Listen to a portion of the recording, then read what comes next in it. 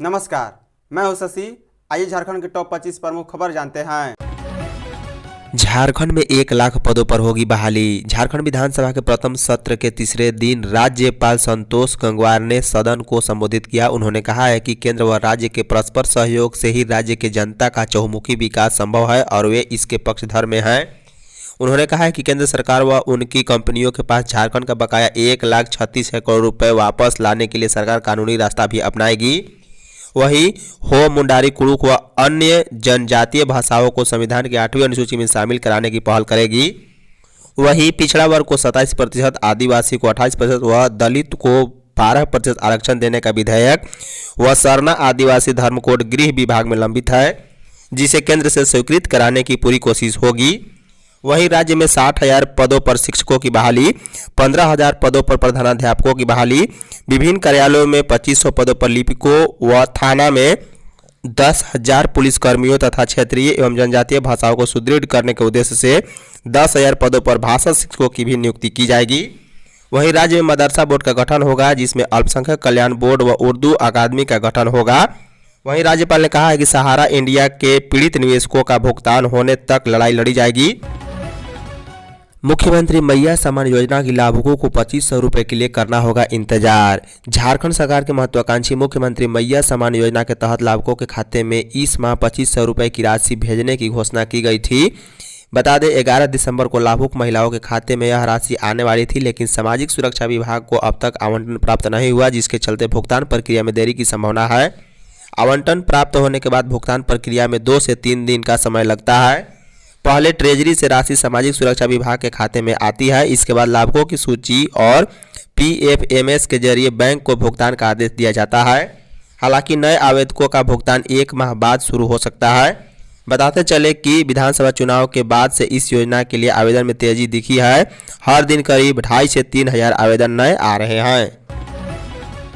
सरकारी नौकरियों में महिलाओं को 33% आरक्षण। झारखंड विधानसभा चुनाव होने के बाद पहला विधानसभा सत्र चल रहा है। बता दें, बुधवार को विधानसभा में राज्यपाल संतोष गंगवार का अभिभाषण हुआ। इस दौरान राज्यपाल संतोष गंगवार ने बड़ी घोषणा कर दी है।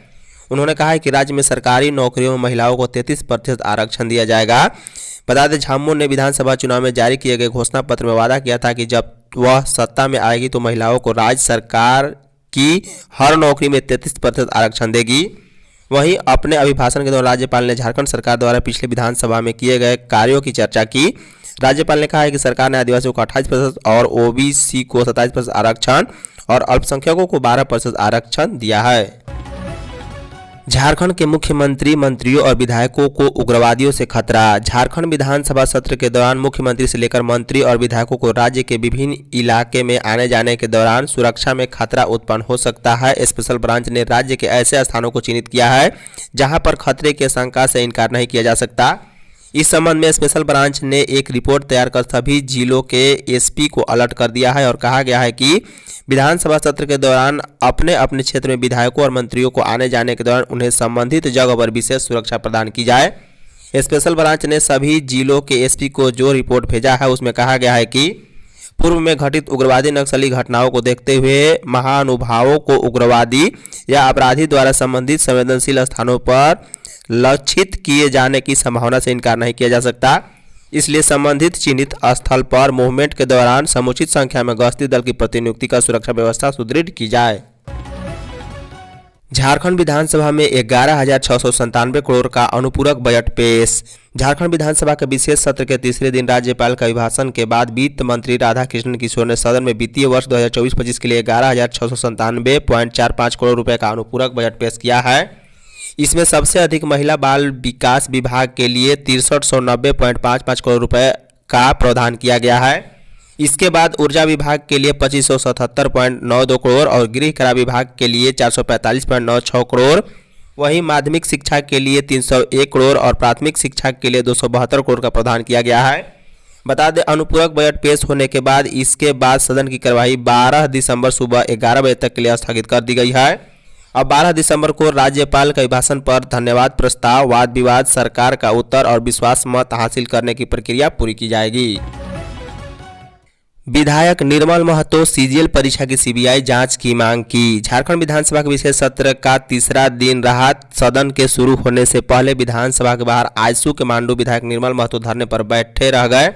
बता दें, विधायक निर्मल महतो जेएसएससी सीजीएल परीक्षा की सीबीआई जांच कराने और हजारीबाग में परीक्षा रद्द करने को लेकर प्रदर्शन कर रहे छात्रों पर लाठीचार्ज की भी जांच कराने की मांग की है। जेएसएससी सीजीएल की परीक्षार्थियों पर हुए लाठीचार्ज पर चंपई सोरेन ने सरकार को घेरा। झारखंड के पूर्व मुख्यमंत्री और सरायकेला से बीजेपी विधायक चंपई सोरेन ने जेएसएससी सीजीएल के छात्रों पर हुए लाठीचार्ज के मामले में सरकार को घेरा है। उन्होंने कहा कि भाजपा आंदोलन कर रहे छात्रों के साथ खड़ी है। उन्होंने अपने सोशल मीडिया हैंडल एक्स पर ट्वीट करते हुए लिखा है कि पूत के पांव पालने में ही दिख जाते हैं। सरकार ने अपने ही कार्यकाल में छात्रों पर लाठीचार्ज कर अपनी मंशा स्पष्ट कर दी है। चंपई सोरेन ने आगे लिखा है, हमारा स्पष्ट तौर पर मानना है कि अगर नियुक्ति समेत किसी भी सरकारी प्रक्रिया पर सवाल उठ रहे हो तो उसकी सीबीआई जांच कर इस पूरे विवाद का सर्वमान्य हल निकाल सकती है। लेकिन जिस प्रकार लाठियों के दम पर युवाओं के आंदोलन को कुचलने का प्रयास किया जा रहा है वह दुर्भाग्यपूर्ण है। बता दें, चंपई सोरेन ने लिखा है कि भाजपा जेएसएससी सीजीएल परीक्षा में हुई गड़बड़ी के विरोध में आंदोलन कर रहे छात्राओं के साथ खड़ी है। झारखंड की अगली पीढ़ी के भविष्य के साथ हो रहे इस खिलवाड़ को बर्दाश्त नहीं किया जाएगा। बता दें कि जेएसएससी सीजीएल के छात्र मंगलवार को हजारीबाग समेत कई जिलों में रिजल्ट में धांधली का आरोप लगाते हुए पूरी परीक्षा को रद्द करने की मांग को लेकर प्रदर्शन किया। इस दौरान छात्रों ने सरकार के खिलाफ जमकर नारेबाजी भी की है। छात्रों ने कहा है कि अगर उनकी मांग नहीं मानी गई तो 15 दिसंबर को झारखंड कर्मचारी चयन आयोग के कार्यालय का घेराव करेंगे। झारखंड मौसम। झारखंड में कोहरा छाया रहेगा, तापमान में गिरावट आएगी और इसकी वजह से ठंड सताएगी। भारत मौसम विज्ञान विभाग के रांची स्थित मौसम केंद्र ने कहा है कि अगले 24 घंटे के दौरान झारखंड में न्यूनतम तापमान में 2 से 3 डिग्री की गिरावट आएगी। इसके बाद अगले 4 दिन तक इसमें कोई बड़ा बदलाव नहीं होगा। गुरुवार को सुबह में कहीं कहीं हल्के से मध्य दर्जे का कोहरा रहेगा, बाद में आसमान साफ हो जाएगा। रांची स्थित मौसम केंद्र ने बताया है कि पिछले 24 घंटे के दौरान झारखंड का उच्चतम तापमान 27.6 पश्चिमी सिंहभूम जिले के चाईबासा में दर्ज किया गया। वहीं न्यूनतम तापमान 7.5 रहा, जो कि गढ़वा जिले में दर्ज किया गया है। अवैध बालू उठाव के खिलाफ प्रशासन सख्त। रांची प्रशासन ने अवैध बालू उठाव के खिलाफ बड़ी कार्रवाई की है। रांची डीसी मंजुनाथ भयंत्री के निर्देश पर जिला खनन पदाधिकारी ने कई थाना क्षेत्रों में औचक निरीक्षण किया। कुल 15 गाड़ियों को जब्त भी किया है। इस दौरान बालू लदे 12 गाड़ी और गिट्टी लदे 3 गाड़ियों को भी जब्त किया गया। वाहन मालिकों, ड्राइवरों और इसमें संलिप्त अन्य व्यक्तियों के खिलाफ प्राथमिकी दर्ज कर आवश्यक कानूनी कार्रवाई की जा रही है। जानकारी के मुताबिक रांची डीसी मंजुनाथ भयंत्री को लगातार अवैध बालू उठाव को लेकर शिकायतें मिल रही थी, जिसके बाद उन्होंने पदाधिकारियों को त्वरित कार्रवाई करने का निर्देश दिया। इसके बाद रांची के जिला खनन पदाधिकारी और माइनिंग इंस्पेक्टर ने रात से ही औचक निरीक्षण करते हुए मेसरा थाना, दलादली, टीओपी और टुपुदाना बेंडो लापुंग थाना अंतर्गत 15 गाड़ी पकड़ी है। झारखंड में खुलेंगे 500 सीएम स्कूल ऑफ एक्सीलेंस। राज्यपाल ने कहा है कि आने वाले वर्षों में झारखंड में 500 सीएम स्कूल ऑफ एक्सीलेंस की स्थापना की जाएगी। इन स्कूलों में स्वास्थ्य और संगीत के शिक्षकों की नियुक्ति होगी। वहीं राज्यपाल ने कहा है कि 4500 पंचायत स्तरीय आदर्श विद्यालय भी खोले जाएंगे। इतना ही नहीं, हर प्रखंड में डिग्री कॉलेज की स्थापना होगी। अनुमंडल स्तर पर पॉलिटेक्निक कॉलेज भी खोले जाएंगे। बाबा साहेब भीमराव अम्बेडकर लाइब्रेरी की भी स्थापना का ऐलान राज्यपाल ने किया है। उन्होंने कहा है कि बच्चों को केजी से पीजी तक निःशुल्क शिक्षा देने की व्यवस्था सरकार करेगी। वहीं राज्यपाल ने कहा है कि उनकी सरकार किसानों को 0% ब्याज दर पर ऋण मुहैया कराएगी। उन्होंने कहा है कि मनरेगा मजदूरों को केंद्र की ओर से बहुत कम पारिश्रमिक दिया जाता है। उनकी सरकार अपनी तरफ से मनरेगा मजदूरों के लिए पैसे की व्यवस्था करेगी ताकि उन्हें न्यूनतम 350 रुपये मजदूरी मिल सके। रेलवे से 13 दिनों में 7 ज्योतिर्लिंगों का दर्शन। केंद्र की मोदी सरकार देश में पर्यटन को बढ़ावा देने के लिए कई कदम उठा रही है। इसी क्रम में रेल मंत्रालय ने शिव भक्तों को खास तोहफा दिया है। दरअसल रेलवे देश के 7 ज्योतिर्लिंगों के दर्शन के लिए भारत गौरव ट्रेन चलाने वाली है। यह जानकारी आईआरसीटी के area manager S Gerald Soreng ने दी है। उन्होंने बताया है कि पहली बार झारखंड से भारत गौरव पर्यटन सर्किट स्पेशल ट्रेन चलाने की योजना है। यह ट्रेन कुल 7 ज्योतिर्लिंगों सहित शिरडी साईं बाबा के दर्शन कराएगी। बता दें, भारत गौरव ट्रेन झारसुगुड़ा से शुरू होगी और फिर राउरकेला के रास्ते रांची, मुरी, बोकारो, हजारीबाग रोड, कोडरमा, गया, राजगीर, बिहार शरीफ, पटना, बक्सर, पंडित दीनदयाल उपाध्याय होते हुए उज्जैन, द्वारका और सोमनाथ, पुणे और औरंगाबाद के दर्शन कराएगी। यह यात्रा कुल 13 डे और 12 नाइट होगी, जिसमें सभी तीर्थ स्थलों के दर्शन कराते हुए यह ट्रेन 17 जनवरी को वापस लौटेगी। बता दें इस 13 दिन की यात्रा में स्लीपर की एक टिकट का खर्च 24 या 330 रुपये, जबकि थर्ड एसी के लिए एक व्यक्ति को 42 या 655 रुपये चुकाने होंगे। वहीं लोगों को यात्रा के दौरान शाकाहारी भोजन, घूमने के लिए बस, रहने के लिए होटल का इंतजाम और टूर एक्सकार्ट की भी सुविधा रहेगी। इस पूरी यात्रा के दौरान यात्रियों का बीमा भी किया जाएगा। इस यात्रा की टिकट आप रांची रेलवे स्टेशन कार्यालय और IRCTC की वेबसाइट के माध्यम से भी बुकिंग करा सकते हैं। लड़कर जीत हासिल की, कभी हार नहीं मानी सीएम हेमंत सोरेन ने बुधवार को पार्टी के नेताओं और कार्यकर्ताओं की हौसला अफजाई की है। बुधवार को रांची में झामो केंद्रीय समिति की विस्तारित बैठक में सीएम हेमंत सोरेन शामिल हुए। उन्होंने कहा है कि झामो संघर्ष से उपजी पार्टी हुई है, यही कारण है कि हमने हमेशा हक अधिकार के लिए लड़ाई लड़ी है, लड़कर जीत हासिल की है, कभी हार नहीं मानी। सीएम ने कहा है कि विगत विधानसभा चुनाव में आप सभी कर्मठ नेताओं और जुझारू कार्यकर्ताओं की कड़ी मेहनत और करोड़ों राज्यवासियों के आशीर्वाद के फलस्वरूप झारखंड में मजबूत अगुआ सरकार का गठन हुआ। आप सभी को इसके लिए हार्दिक बधाई और जोहार। सरजू राय के खिलाफ FIR में पीड़क कार्रवाई पर रोक। झारखंड हाईकोर्ट ने जदयू विधायक सरजू राय को मिली राहत बरकरार रखी है। बुधवार को अदालत ने उनके खिलाफ स्वास्थ्य विभाग के अपर सचिव द्वारा दर्ज कराए गए मामले में पीड़क कार्रवाई पर रोक के आदेश को 10 जनवरी तक विस्तार दिया है। इसके साथ ही अदालत ने राज्य सरकार को जवाब दाखिल करने के लिए दोबारा समय दिया। हाई कोर्ट के न्यायाधीश जस्टिस संजय कुमार द्विवेदी की कोर्ट में सरजू राय की याचिका पर सुनवाई हुई। इसकी ओर से अधिवक्ता दिवाकर उपाध्याय ने बहस की। चुनाव के समय पीड़क कार्रवाई पर रोक के आदेश को विस्तार मिलने से सरजू राय को बड़ी राहत मिली है। शराब बिक्री के खिलाफ महिलाओं ने जताई नाराजगी। चक्रधरपुर प्रखंड की चंदी पंचायत के पंसुआ गांव में शराब बिक्री होने पर बुधवार को गांव की महिलाओं ने जमकर नाराजगी जताई है। गांव की आजीविका वैष्णो देवी महिला समूह के तहत महिलाओं ने पंसुआ गांव में अवैध देसी शराब की दुकान पहुंचकर सामानों को बिखेर दिया। साथ ही ग्रामीणों ने नशा पान से दूर रहने की अपील भी की है। इस दौरान महिलाओं ने गांव में शराब बिक्री करने पर रोक लगाने की मांग की। महिलाओं ने कहा है कि गांव में शराब बिक्री किए जाने से माहौल बिगड़ रहा है। घर के पुरुष अपनी कमाई शराब पीने में लगा रहे हैं, जिसके कारण लोगों को घरों में झगड़ा होते हैं। महिलाओं ने कहा है कि इसके अलावा चंदी ग्राम में शराब दुकान खोले जाने से अक्सर शराबियों का अड्डा बना रहता है। इससे स्कूल कॉलेज आने वाले बच्चों पर भी असर पड़ता है। पलामू के अयोग्य राशन कार्डधारियों को 20 दिसंबर तक कार्ड सरेंडर करने की अपील। उपायुक्त पलामू DC शशि रंजन ने आर्थिक रूप से संपन्न राशन कार्डधारियों को अपना कार्ड आगामी 20 दिसंबर तक आपूर्ति विभाग के समक्ष सरेंडर करने की अपील की है। उन्होंने ऐसा नहीं करने पर संबंधितों के विरुद्ध कानूनी कार्रवाई करने और वसूली करने की बात कही है। DC ने कहा है कि जिले में कई ऐसे संपन्न परिवार हैं जो आर्थिक रूप से मजबूत होने के बावजूद राशन कार्ड रख कर राशन का उठाव कर रहे हैं, जिसके कारण जिले के कई योग्य व्यक्ति राशन कार्ड योजना से वंचित हैं। इतना ही नहीं, इससे विभाग को आर्थिक नुकसान भी हो रहा है। राष्ट्रीय खाद्य सुरक्षा अधिनियम 2013 अंतर्गत कुल 18,28,926 सदस्यों को राशन कार्ड से लाभान्वित करने का लक्ष्य निर्धारित है, जिसके विरुद्ध वर्तमान में 70% लोगों को राशन कार्ड दिया जा चुका है। ऐसी स्थिति में राशन कार्ड में छूटे हुए लाभुक परिवार के सदस्यों का नाम जोड़ने के लिए प्राप्त आवेदनों की स्वीकृति नहीं हो पा रही है। यदि अयोग्य कार्डधारी 20 दिसंबर तक अपना राशन कार्ड सरेंडर नहीं करते हैं तो उनके खिलाफ जन वितरण प्रणाली नियंत्रण आदेश 2024 के खंडिका 7, 11 और 111 के तहत कानूनी कार्रवाई की जाएगी। किसानों से वादा भूल रही सरकार, 3200 रुपए की दर से खरीदे धान। प्रदेश बीजेपी अध्यक्ष बाबूलाल मरांडी ने कहा है कि झामो कांग्रेस गठबंधन ने किसानों से वादा किया था कि धान की खरीदारी 3200 रुपये प्रति क्विंटल की दर पर की जाएगी, लेकिन चुनावी वादों पर अमल न होने से किसान खुद को ठगा हुआ महसूस कर रहे हैं। बाबूलाल ने सोशल मीडिया पोस्ट पर मुख्यमंत्री हेमंत सोरेन से आग्रह किया है कि चुनावी वादों के अनुरूप किसानों से 3200 रुपये प्रति क्विंटल की दर पर धान की खरीदारी करे। साथ ही किसानों के लिए पारदर्शी व्यवस्था और समय पर भुगतान सुनिश्चित करें। सरकार को यह नहीं भूलना चाहिए कि किसान हमेशा देश की रीढ़ है और उनकी समस्याओं को नजरअंदाज करना सभी के भविष्य के साथ अन्याय है।